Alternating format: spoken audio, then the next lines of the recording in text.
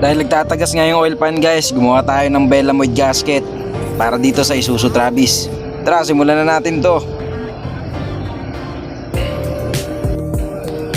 Pagkatapos nga, kinupit ko na yung ginawa kong Belamoid. Pinentel pen ko lang yan, yung marker na puti. Di ko alam tawag dun, basta kahit anong pentel pen, okay na yan. Pagkagunting ko, kumuha ko ng ano daw? Ito, kumuha ko ng ruler. Hindi ruler yan, tawag yan, metro. Yan, metro. Tapos gagamit tayong ruler natin, bracket ng horn. Yan. Dahil kahit anong pokpok nyo dyan sa kanto, hindi yan babakat kasi wala siyang kantuhan dun sa may oil pan. Kaya ginawa na lang natin paraan para mas maganda rin yung kapit.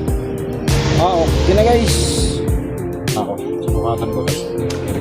Ng bracket ng horn.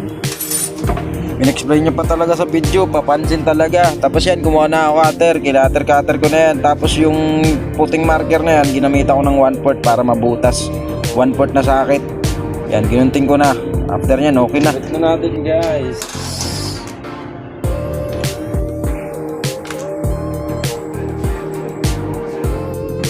Kakabit na nga natin siya. Dahil nagtatagas nga, ayan o. Sarpak na natin guys. Ayan, idol.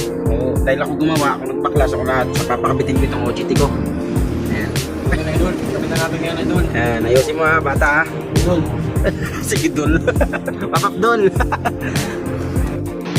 Okay na dong. Tinaas natin yung lifter. Nagdigtest tayo. Wala na nagli-leak. Okay na. Salamat sa panonood po. Salamat sa 1 minute and 1 minute. Ano daw? Ayaw mo na.